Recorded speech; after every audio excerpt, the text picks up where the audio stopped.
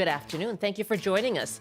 Well, here we go again. Canada Post workers are back on strike after the federal government announced major reforms yesterday, including allowing Canada Post to end home delivery and close rural post offices. Well, what do you think of a strike this time around? We'll hear from a small business owner and the union, and we'll take your calls. Plus, Brian Minter will be back to take your fall gardening questions, and he'll share tips on moving your plants indoors. I'm Michelle Elliott. Welcome to BC Today.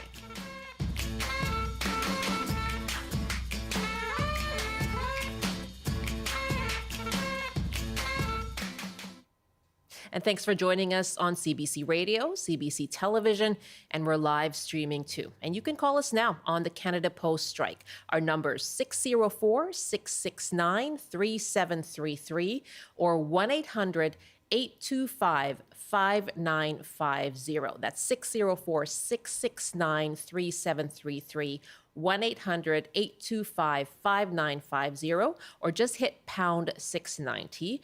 We're also on email, bctoday@cbc.ca, and watching your comments on our TikTok Live. Well, yesterday, the federal government announced major reforms to Canada Post, including allowing it to end home delivery for the remaining homes that still get it, and allowing it to close or convert rural post offices. The minister responsible, Joelle Lightbound, said the changes were needed to cut costs as the Crown Corporation was effectively insolvent. Hours later, Canada Post's union and its workers walked off the job. Stephen Gale is the Pacific Regional Grievance Officer with the Canadian Union of Postal Workers. We've been fighting to protect and preserve our public post office, and we feel that the announcement he made yesterday is going to actually destroy the post office, not save it. Door-to-door delivery is one thing, but closing rural post offices takes away a very valuable service to a lot of remote communities in Canada.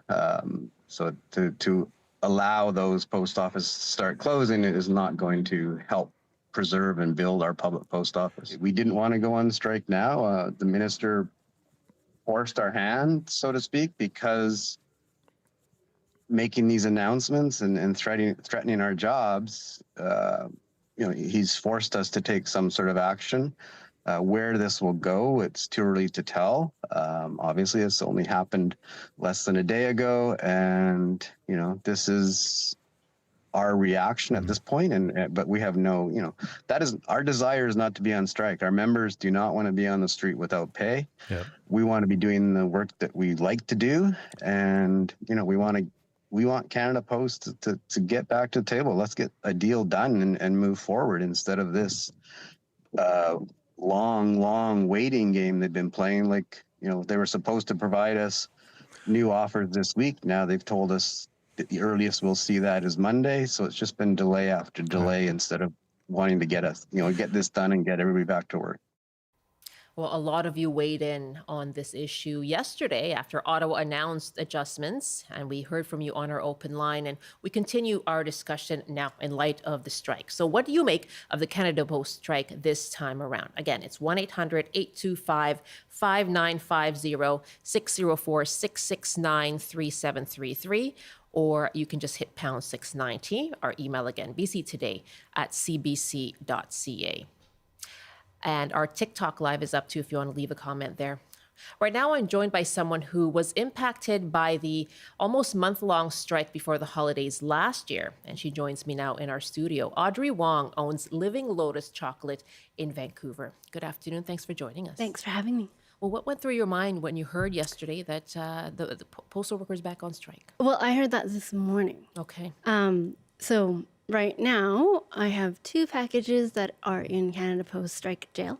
So they're just sitting there. Because it's sitting there and not able to move. Mm-hmm. Okay. Yeah. How are you feeling then? I feel like, here we go again. And I feel like, so when they went on strike last winter, we were down 80% online. What does that mean? So you couldn't take orders? What does that mean? Well, we could take orders, but I think the general public, once they hear Canada Post strike, even though we were shipping in other means, other other couriers, people just went to the Rainforest app. What does that mean, the Rainforest app? They just went to Amazon. Okay. they Oh, could that's just- right. yeah. I forget that's what people call it sometimes. Okay. So you lost business because people just said, I'm not going to be able to get product from Yeah, you. I think they just get spooked, and then they just go where it's quicker. And I did a lot of, I came on the morning show. I did a lot of marketing saying like, we're still shipping, but that didn't seem to help. So, yeah, that's where we're at. And so what impact did that have on your business overall? Well, it forced us to diversify, which is fine. We're always diversified. So we do a little bit of wholesale, and then we do markets in the city. I don't have a storefront, so it means that we have to run harder. I also introduced the idea of chocolate tastings. So it's a different business within our business.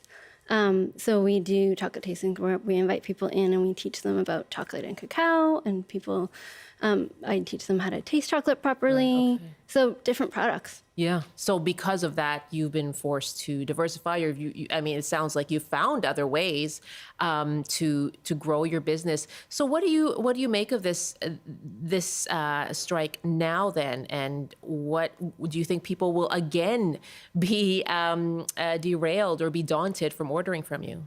I don't know. Like, I hope that they just go to the website and see that we have other shipping means. The other different thing that we did this year is that I've traveled all over Canada doing craft fairs and chocolate festivals. So that means that all of those provinces, they will want to order. So I'm just hoping that they will see that, oh, okay, the Canada Post shipping is not an option. Right? It's gone, but there's other shippers, there's other couriers that we're using to be able to provide them. So what are your thoughts then on overall this the labor dispute between Canada Post and its workers? I think they definitely deserve to get paid what they need to get paid to fund their lives. I think that announcement with getting rid of rural post offices and not doing home delivery, I think that's a huge announcement to make just like that, right? And so, conversations come into play about, well, what about the disabled community? Like, how are they going to get their packages? Yeah. Yes, and we did hear yesterday that there will be a program for people with mobility challenges. So looking at how that would work. For yourself as a small business owner, I imagine you have, there's uncertainty that you're facing, with regard to dealing with the United States and all, the environment in general for small businesses. So what does this all mean for you then? On a day-to-day, Yeah. it means that there just has to be different marketing happening. Okay. And so I'm always wanting to go online and do a new shipping update for everyone, but it changes every day. And so, depending on when people hit the site, it's going to be a different process. And for your future, what does it mean? I'm not sure, to be honest. Do you think you'll stay with using other couriers then? We'll have to, because we're a product that can get shipped. Even though it's chocolate in the summer, we have to be mindful of the weather and make sure that we do insulated packaging and that type of thing. Our product is a very specific product as well. And so we'll have to always be shipping. Yeah. So do you think you would go back to relying on Canada Post? Yes. You would? Yeah. Okay. Why? Because it's our local shipping courier, and we should be still supporting local. And even though it is right now unreliable, it's an institution, and we should be supporting our community. Very interesting to hear from you, Audrey. Thank you so much. Thank you. All the best to you. Audrey Wong owns Living Lotus Chocolate in Vancouver. Okay, love to hear from you. What is your reaction, your thoughts on the Canada Post strike this time around? 1-800-825-5950, 604-669-3733, or just hit pound 690 on your cell phone. Jeff is calling us from Kelowna. Hi, Jeff. What are your thoughts on this strike now? Well, I'm 100% for the strike. The government I don't know how many years the Canada Post has been without a contract, but I know it's been for quite a while. And every time they go on strike, the government mandates them back to work. What in the world do the people think is going to happen when you keep getting mandated back to work with no end in sight to getting any compensation or anything for their years of service? Yeah, they've been a year in ongoing negotiations, and yes, they went on strike last year and were ordered back. Yeah, so you're saying this is how we got here by that lack of negotiation. Oh, 100%. If you keep kicking the ball down the road, it's never going to come back to you. You gotta pick it up and work with it. If the government doesn't want to pick it up, then they've got themselves in this own position. I feel for the people that need to use Canada Post, but to get mad at the people that work for Canada Post is absolutely ridiculous when this is 100% the employer's fault. Okay, Jeff, thank you so much for the call. Good to hear from you. That's Jeff in Kelowna. Andrew in Vancouver, your thoughts on the Canada Post strike? Oh, hey. Yeah, well, I think the issue with Canada Post is they're competing with these fly-by-night companies. I can give you the name of one. It's called Apple Express. I mean, if you're going to make, okay. Let's not perhaps single out any company, but go ahead. Well, why wouldn't I? I mean, I've had experience with it. These guys are getting drivers to line up at 5 a.m. They wait there for 2 hours until a handler gives them routes. These guys then drive around in beat up cars with maybe even improper insurance. Okay. And they're delivering the mail, and they're making about $1.50 a package. And these are small packages that used to be delivered by Canada Post, and Canada Post is stuck delivering letter mail for a loss. And these guys are outbidding because who knows, these guys are probably making $8-9 an hour because it's per piece of mail, and they don't have pensions, they don't have days off. If they get into a car accident, they're just replaced with somebody else right on the spot. Yeah. How can a properly functioning company compete with that? Okay. It's impossible. I take your point. I take up your point about your concerns. I'm just wanting to stay away from specific allegations about a specific company. Okay, Andrew? But I take your point about these, about other companies, third-party companies, and perhaps the standards that they have when it comes to employees. Thank you so much for your call. 1-800-825-5950, 604-669-3733, or you can just hit pound 690 on your cell phone. Yeah, what do you think of the other options? We heard Audrey say she wouldn't. She would go back to Canada Post because she wants to support local, even though right now it's not something she's able to use. So she wouldn't stay with other couriers, even though she has to use them right now. So I'd love to hear from you. What are your thoughts on the current strike this time around? 1-800-825-5950, 604-669-3733, or hit pound 690 on your cell phone. Alexis is calling us now from Slocan Valley. Hi, Alexis. Hi there, Alexis. Can you hear me? Okay, I think we don't have our connection with Alexis right now. Again, it's 604-669-3733. Alexis, are you there? Yes. Hi, Alexis. Yes, go ahead. What are your thoughts on the strike this time around? Super disappointed and frustrated. I am totally old school. I'm not online, so I use the mail for a lot of things. I do regular deliveries, or get regular deliveries from the vitamin shop in Victoria. And the last time the strike was on, if I order a certain amount, I get free shipping. It's super efficient. It's super fast, in my opinion. And the last time they offered to send a courier, which wouldn't come to my house, and it would have cost me $150. I'm not doing that. My father can't communicate over the phone very well. I just had a parcel and a letter to send to him. As I said, I'm not online, so I get all my bills and banking information through the mail. I'm plus, like, I'm not sure if this is in all cases, but I do know that the postmaster makes $75 an hour. I think that's a bit outrageous. The posties, $75 an hour? Yes. Yeah. So that's in the rural. Maybe it's different. Like I know that they're subcontractors, so I'm not sure if that's different from the main post offices. And the posties, I mean, I support them. I think they do a good job. I'm surprised. I do not understand how they're losing $1 billion a day. Like, that is just astronomical and outrageous. I think it's 10 million a day. Yeah. Oh. Yeah, but they're on track to lose. Yeah, no, yeah, absolutely. I just want to get our numbers straight here. Stamps are not inexpensive. I don't mind. Like, I think they're $1 something.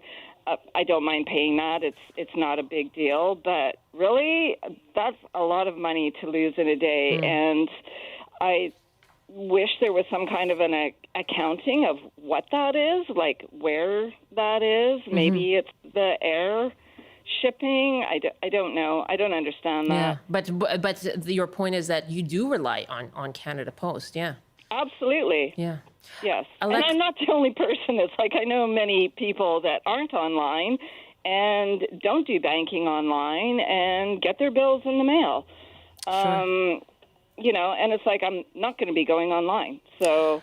Yeah, Alexis, thank you very much. Now, I can refer to, when it comes to the financial situation, I can refer to the Kaplan report. So this is the inquiry, industrial inquiry that the federal government put in place and commissioned to look into the financial situation. And what Kaplan found when it comes to the financial situation at Canada Post, it says that the principal reasons are easy to identify. There was the decline of letter mail caused by electronic substitution and the rise of parcel mail, now mostly delivered by competitors.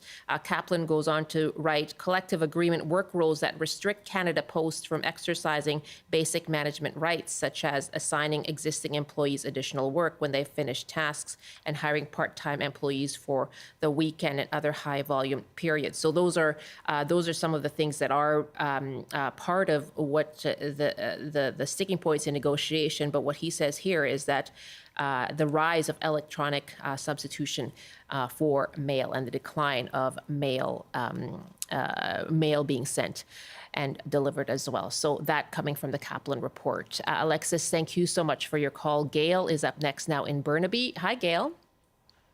Hi there. Yes, your thoughts, please, on the Canada Post strike. I understand the movement of the strike union. That makes sense because of the measurements that the post office has now put forward.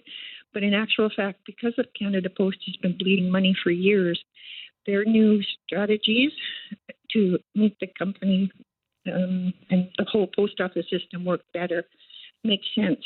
Many, many places have had super boxes only for a long time. It's time that everything get moved to that way. Yes, it will mean some loss of employees, but at the same time, maybe then Canada Post will be able to pay the rates that people want without so much of a deficit. Good to hear from you. Thank you very much for your call from Burnaby.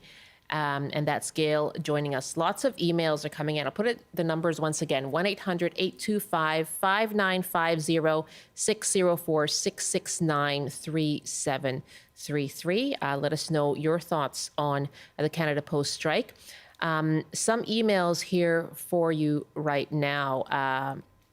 Myra writes, if we truly care about nation building, why would we reduce Canada Post services? Indeed, we should be increasing them. This is a service that ties our country together. Craig writes, I hear a lot of ideas to reduce costs for the taxpayer from Canada Post. I've not heard many, if any, ideas directly from the union that would substantially increase profitability of Canada Post without a reduction in the workforce. I get protecting jobs, but the times have changed. Canada Post needs to switch focus to parcel delivery, get some market share back, and then start rehiring workers that would be laid off once they get some of that share back. Thank you for your emails, bctoday@cbc.ca. And our next caller is Jillian in Port Alberni. Hi, Jillian. Yes, go ahead. I'm going to run through 3 points fairly quickly. Okay. The post office is seemingly convinced that it's going to isolate rural communities and further ostracize us. They've failed to look at revenue streams from other countries that have worked. In rural Japan, the post office provides banking services. It is often the only available secure banking service in the rural areas. In Switzerland, the post office buses, they have to carry the mail anyway. They provide a few seats so that there is transportation, safe transportation between rural communities. And the post office also provides a flex delivery service that I use when I can, because it is the only secure way to have a package delivered. It goes to the post office, and the only way you can get it is to provide your ID to pick it up. There is no security on a porch drop, zero. So those are the points. There's revenue streams to be explored. They're not exploring them. Okay. They are ostracizing rural communities, and there's no security on the commercial drops. Jillian, thank you so much for your call from Port Alberni. That's Jillian at Port Alberni making the point there about rural communities. And we'll take another call here. Again, our number, 1-800-825-5950, 604-669-3733. We're going to go to a break for our TV audience right now. Ellie is joining us now from Vancouver. Hi, Ellie. Go ahead. What are your thoughts on the Canada Post strike? Hi, Michelle. I'll try to be quick. I can't understand how Canada Post is expected to be profitable. This is a public service, not a business. We don't expect the fire department to make a profit. And the public, we subsidize with our tax dollars oil companies who are harming our planet. Yeah, we can't have mail delivery. It makes no sense. And I have complete solidarity with the workers. Thank you. Ellie, thank you so much for your call. Again, our email as well is bctoday@cbc.ca. Gord writes, though, the postal union is out of touch with reality and the public. The move to community mailboxes seems to work for those currently using them, which is 80% of postal workers, 77%, as we heard yesterday, either community mailboxes or apartments, including seniors. And Gord goes on to write, in 2015, the former disgraced PM discontinued the move to community boxes. And as a result, here we are paying for 10 more years of post office debt and laced with yet another strike. That's from Gordon in Parksville. On TikTok, Day writes, they're making like $23 an hour while newspaper couriers get 25 cents a paper. Okay, Day, thank you for your call. Lots of thoughts, certainly here on the strike this time around from Canada Post, following the major reforms that were announced yesterday by the federal government to try and recoup or get the Crown Corporation to be on financial standing, good standing, financial standing ground. We're going to go back to your emails coming up in about 20 seconds from now.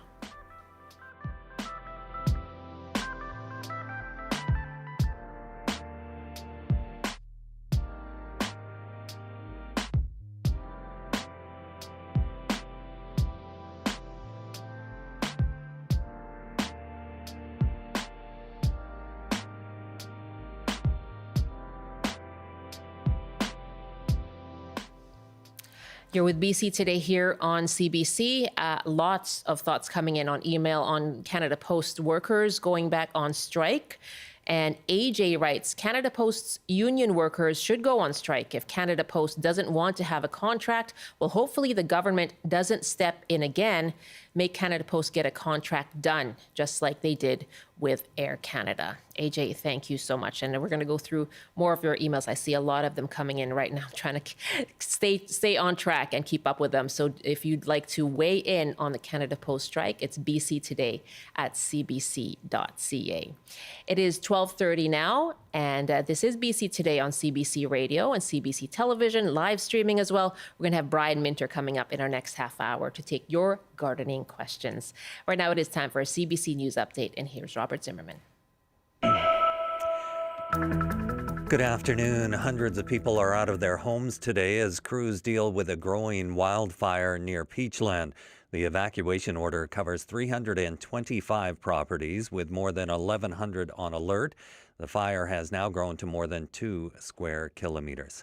The province and striking public service workers are set to return to the negotiating table. The union says the government has reached out with a possible new offer. Talks are set to resume Monday, and the union says pickets currently in place will remain.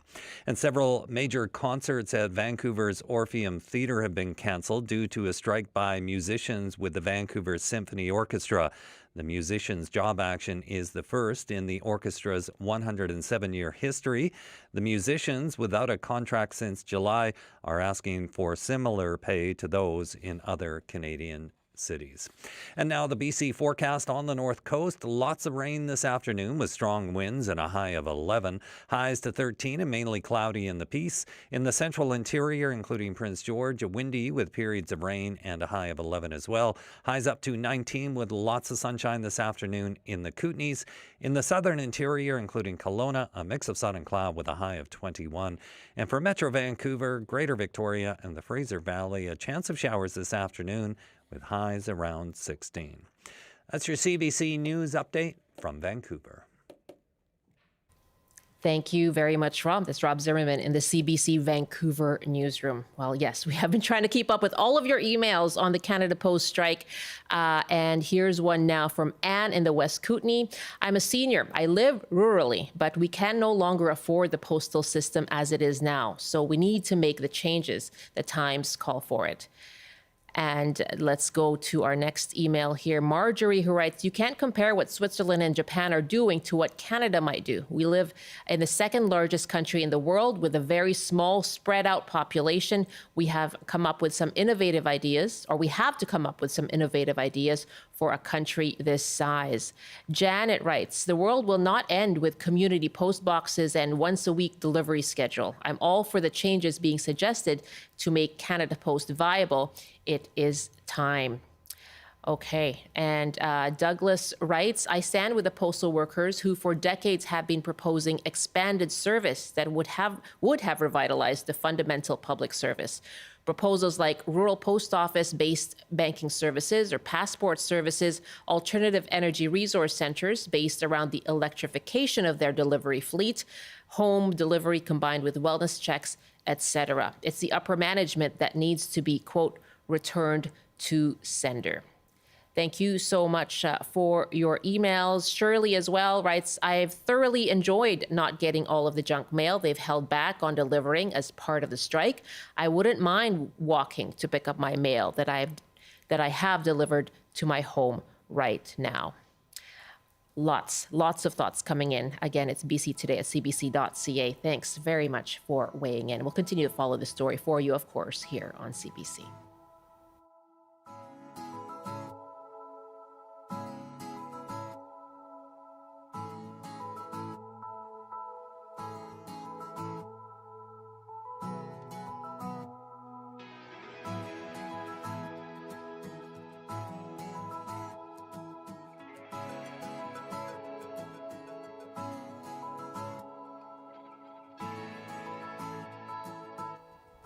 It's 12:35 now. You're with BC Today. And Brian Minter is here now with his gardening advice. As always, ready to take your questions. Our numbers are 1-800-825-5950, 604-669-3733, or just hit pound 690 on your cell phone. You can also email bctoday@cbc.ca. And Brian is joining me now from Country Garden Limited in Chilliwack. Hello, Brian. Hi, Michelle. And as we talked about earlier this morning, the whole situation moving indoors right now is getting a little more difficult for our plants, and it's going to get more difficult as we go forward into late fall and in winter. What we have to do, we love our plants. They make such a difference in our home. They make us feel better. There's all the scientific reasons for having them there, but they need a little bit of different care. As we're losing a little bit of light each day, whatever you can do and to open your curtains a little more during the daytime in particular, adding artificial lighting would certainly help an awful lot, and is essentially moving your plants closer to window areas. Always the best is an east or north indirect light. That's absolutely the best situation. So that's one thing. Never move them near heat vents, or if they are near a heat vent, if you could close that a little bit, and also away from fireplaces. Fireplaces, not a good place for plants. No, As we, I can't imagine. Okay. Yeah, pretty much, yeah. And as the heat comes on in our home, the humidity starts to disappear. So, wear a sweater, and it'll save you a lot of money in heat over the winter time. But a couple of things too, and this is absolutely critical right now. No repotting any plants until we get into mid-April. When you put a smaller plant into a bigger pot, lots of soil, it doesn't have the root system to absorb the moisture, and things start going backwards. So keep them root bound, or if you have a beautiful plant in an ordinary pot, just put the whole pot in a new beautiful decorative pot, and no one knows but you and me, and essentially it'll be much better. So that's absolutely critical. And a little bit of a tip for those of you who have the Thanksgiving cactus or Christmas cactus, there's two different varieties over there. Many of the trouble, we have this in the program, where they just don't simply bloom. And if you can get your plants, all your Christmas, and again, in Lower Mainland, they can still be outside. It's not anywhere near freezing, but 15 degrees, 10 degrees, somewhere in that range for the next little while, the buds on the very tips of the leaves will start setting, and then you'll get the cactus abloom. So cool down your Christmas cactus, your Thanksgiving cactus right now. This means all during the daytime and the evening as well. Near a cool window, 15 degrees is the highest they can be, and those cool temperatures will make a huge difference in terms of getting your plants to bloom. And that's the whole point. The last thing is many of us have tropicals outside we've enjoyed for the summertime.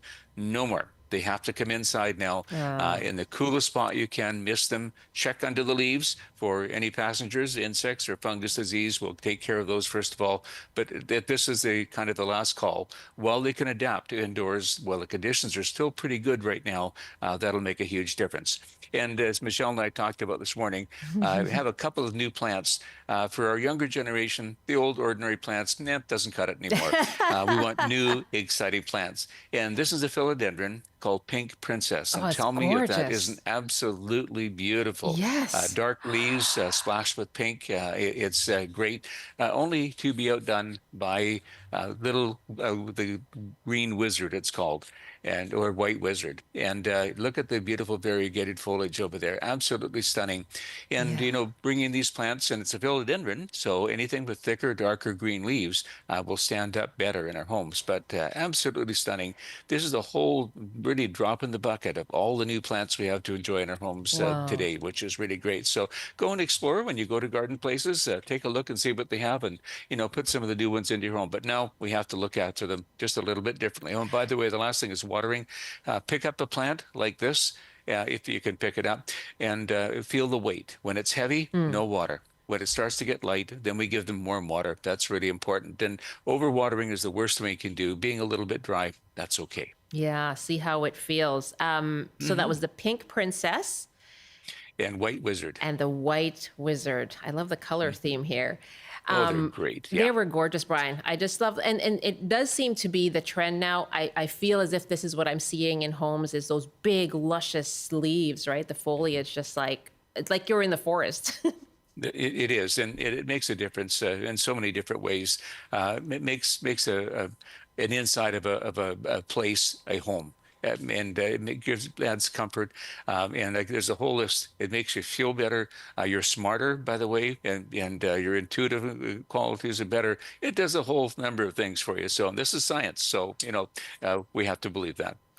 Okay, Brian Minter is with me from Country Garden Limited in Chilliwack, our gardening columnist here on the program, of course, taking your gardening questions. 1-800-825-5950, 604-669-3733. Jill is calling us from Richmond. Hi, Jill. Hi, Michelle and Brian. Hi. I have a hellebore pink frost that's been really happy for the last 10 years until about a month ago or so. The leaves started turning kind of a mottled lighter green and then yellowish brown. That's kind of mottled all over. And I have a watering system that's was on 3 times a week. So I'm not really sure if this is diseased or what the problem might be. Joe, good question. And I'm glad you asked it because a lot of folks have hellebores right now in their garden. They're starting to look because November 15th is when the earliest ones begin to bloom. And I love pink frost, by the way. It's a little bit of a later bloomer, but it's one of the best. Now, we don't have to worry about the foliage too much. If it's being, and again, maybe Jill, take a trowel, dig down by the hellebores to see if the soil is moist down there. But if the leaves are looking unsightly, just simply cut them off. They're not as important now because as the leaves start dying down or dissipating, the blossoms are about to start coming up. So you're going to be okay. And my quick question: what were you feeding the hellebores? Oh no. Okay. A little bit of food. We're not going to do it now because we're in the wrong end of the year. But in spring, give it some time to release fertilizer, the 14-14-14 Jill, and that'll bring it back to life. And you'll see as the spring starts to come, they just will bound back with all kinds of leaves. But just check the watering system, and that's all we need to do right now. Okay, Jill, I hope you heard that. I think. Yes, I did. Oh, there you are. Thank Okay. you very much. Great. Thank Good you. stuff. Good stuff. Jill, thank you for the call. Claus is next now in Maple Ridge. Hi, Claus. Hi, it's Klaus. Hi. Apologies, Klaus. Thanks for calling in. What's your question for Brian?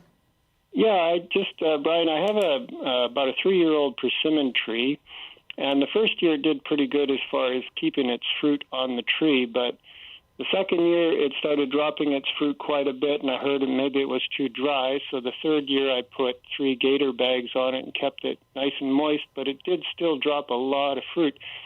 So I'm just sort of curious, does it have to be pruned back quite hard and let the root system catch up, or what am I doing? Now, is this a very good question? Is it the Asian persimmon you have? The bigger persimmon? No, smaller.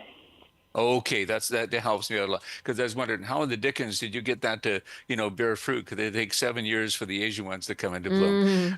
They're resilient as all get out. They really are. And what have you been feeding the plant? Well, we have good soil up here. I don't actually feed it anything. The fruit itself is a variety that you can actually eat the whole fruit. It's delicious. It's quite small. And So I don't know if that's making a difference, but it does produce a ton of fruit. I just can't keep it on the tree. I know, that's wonderful.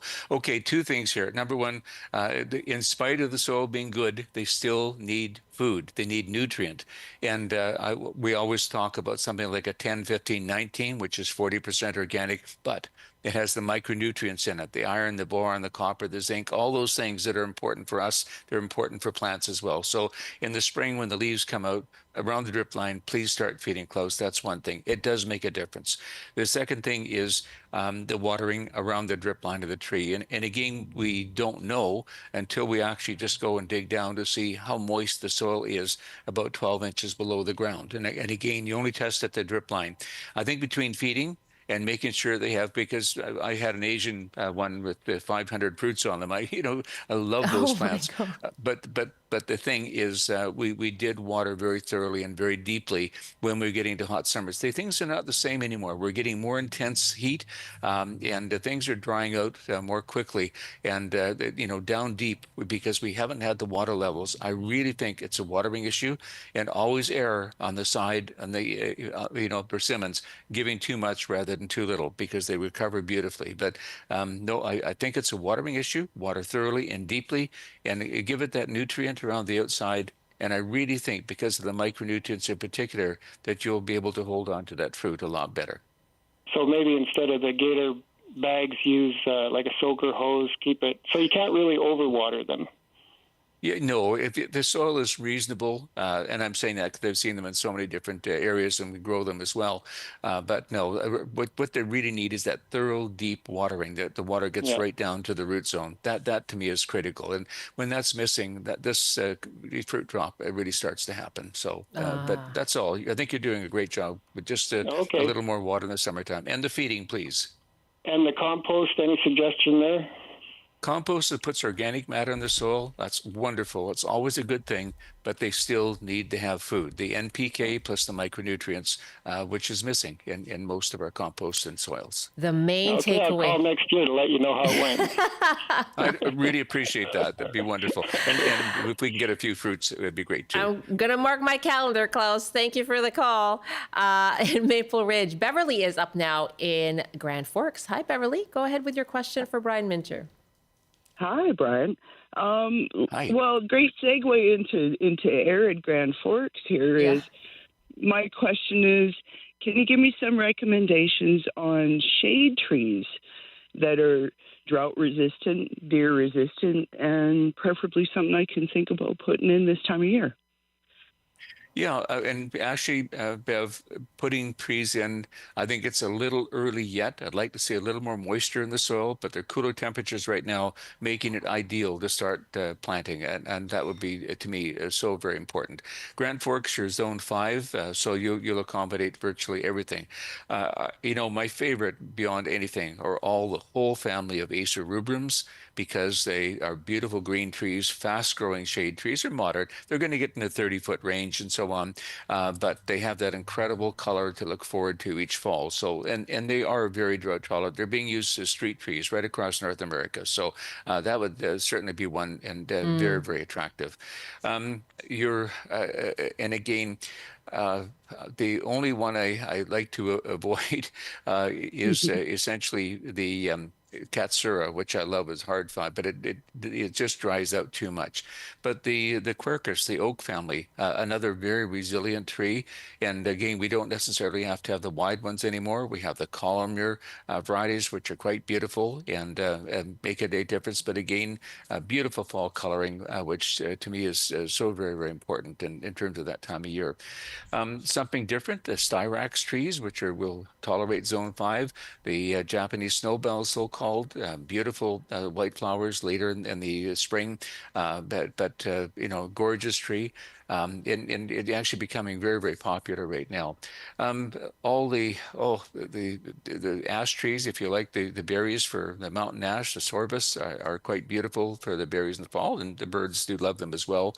And there's prettier varieties today and better varieties that aren't so messy that make a huge difference as well. And there's just quite a list of trees that look good, but I look for color. I look for an attractive tree, to something that's got good green leaves, but some sort of autumn color, which is great.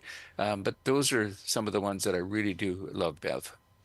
Beverly. Perfect. Yeah, perfect. Thank you very much for your call. Let's take an email question here for you, Brian. Richard in Nanaimo asks, could you take us through the process of doing cuttings from rhododendrons?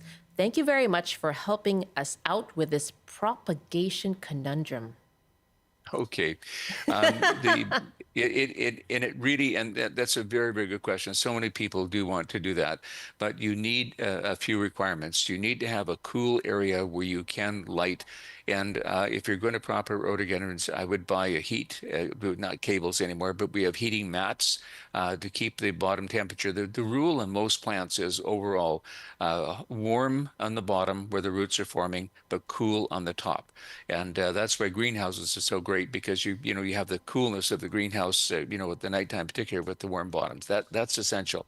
In terms of taking cuttings, anytime, I think after we get a first frost or whatever, that's about a good time to begin. You can take them all winter long. A lot of the growers are doing that soon right now. And what you do is take the very tip of the plant, 4 or 5 inches long, and at nodes, at knuckles on our fingers, at a node, cut just below a node, so you've got the node up there. And I always cut the leaves in half, the top leaves in half, because it's stressful for the plant to try and keep the leaves fed with moisture when they have no roots. So cut the leaves in half, and then the media we use is basically peat moss, perlite, and sand. I would say probably 2/3 peat and one between, and the other third, really divide it between perlite and sand. That seems to be a wonderful media to get rhododendrons going. You could dip them in a rooting powder, a rooting hormone.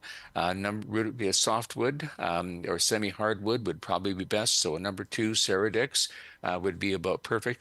And all you do is cut the cutting flat, put it in this media, and again, keep it moist. The media moist at all times. I generally put a dry cleaning bag or something like that over top of the thing and mist the inside to keep it very humid so the leaves stay turgid and they don't start wilting. And basically, it'll take a long time, probably 2 or 3 months before you start seeing callousing and then the roots starting to come. But I love doing it. It's fun to do. It takes a longer time, but you do need bottom heat. You do need humidity. And you do need light. And the bottom line is the root area is warm, the top area is cool. Richard, thank you very much. Love the wordplay. Marian is our next caller at 100 Mile House. Hi, Marian. Hello, how are you doing? Very well, thanks for calling in. And what's your gardening question? I just wanted to mention to Brian Minter that I used to be a care aide in 100 Mile for 30 years. And I took care of a lady who lived down the road from his place in Fairfield. That was the highlight of her days when we would walk to your place. No, It was amazing. And we would walk around your store. We would have a cup of tea and a muffin 3 times a week out of 5 that I worked for her. And Brian, we would see you. You would always say hello to her. I just want to let you know how much that place meant to us. And also Minter Gardens. We would go there once a month. And this lady was in heaven when she was at your places. Oh, thank you, Marian. That's incredibly kind. That's, you know, I miss seeing him, honestly. So thank you for that. That's very kind. Yeah, you bet. I just want you to know it makes a big difference to a lot of people to have your places out there. Thank you so much, Marian. That's wonderful. You bet. We'll keep doing it. Yeah, absolutely. Have a great day. Thanks for the call. Well, thank you very much. What a wonderful message, Marian. Thank you for the call. Maureen in Creston now. Hi, Maureen. Hi.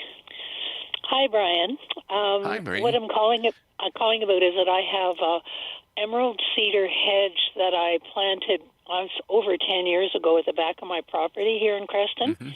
And a couple of things happening. I mean, they've been, I'm looking at them from babies now. Some of them are about 12 feet tall. Yep. I'm a little conflicted about the height now, just wondering about pruning advice. And then also, I've been hand watering because it's been a really difficult place for me to put a seeping hose. And I'm noticing, along with other places in town, that there's little brown like pods or something on the outside. Yeah.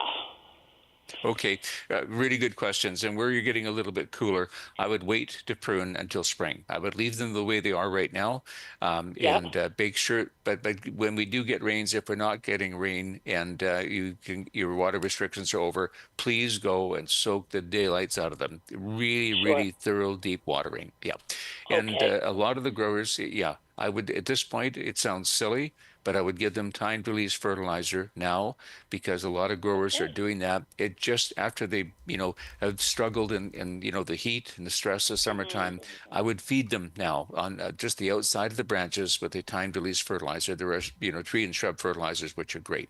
The seed pods, they happen, the more stress that plants are under, the more seed pods you're going to get. And that's a sign of stress. So if you want to cut them off in the spring, that's fine. Their trees are big enough that it doesn't make a lot of difference. But again, and coming into spring, I would say really once they begin to grow, that's when I would prune them back to the height you're comfortable, whether it be 8 feet or 10 feet. Just you have them all sheared then, and then with the feed you put on in the fall and the water that you're going to give them now, that'll help them overwinter better, and then they should see that wonderful growth in the spring. But I would water and feed now, and again, that's all I would do at this time of year. Yeah, wait till the spring to prune. Maureen, thank you very much. They sure have grown. Yeah. Linda, Linda calling us now from Nelson. Yeah, those cedar hedges. Hi, Linda. Thanks for calling in. Oh, hi, guys. Thanks for taking my call. I have a question. I I have a burning bush up front. It's right up in the front of my yard. It probably gets a lot of snow thrown on it, possibly salt. Anyways, it's not looking its best, and I have noticed in my neighborhood a couple other ones around the 3-foot height also don't look very good, very sparse. I also noticed a bunch of new growth about 6 inches from the bottom stem, so I'm going to give it another chance this winter. I'm just wondering if these plants like to be pruned down, because it seems when they're about a foot and a half, they seemed a little more compact. And is there anything I should do with them over the winter to kind of give them a better chance? Yeah, all good questions. Euonymus alata is one of my favorites. I love the bare stems in the winter. They're so interesting, but the red fall color is really, really great. And, you know, it's a symbol of things that they're happening with weather right now. They're getting a little stressed. I mean, and they'll take minus 40, minus 45 with no problem. They're very, very hardy for winter. The thing is, I would put, at this point, I would put some soil around, good soil around them.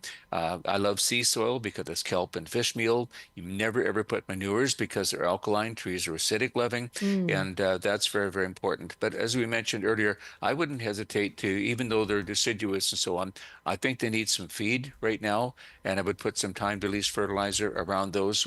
New soil, fresh fed soil, put the nutrient around. It's not going to, you know, cause any new growth or anything, but it will certainly help get the plants back into shape, and that's really what we have to do. That's the most important thing right now. And then in spring, I think because of this, you'll see a lot of new growth. And your question about do I prune them back? I would say yes in the spring. And don't forget there are compact varieties, about 3 to 4 feet, and they're taller varieties, 5 to 6 feet.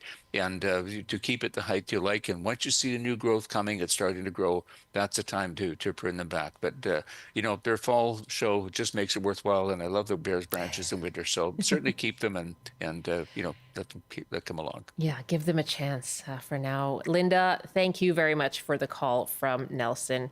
Brian, thank you as always. And I love that story. Visiting your garden and having some tea and just watching you do your thing and be as kind as you are to everyone who comes by. Okay. Well, thank you, Michelle. And thank you to everyone. But our focus now is getting our plants looked after for the fall and winter. We want you out, no repotting. All the outdoor plants inside now if we possibly can, and baby them through the next few months. And thank you, Michelle. Thank you. Wear a sweater. That's just wear a sweater. Brian, have a great weekend. That's Brian Mincher.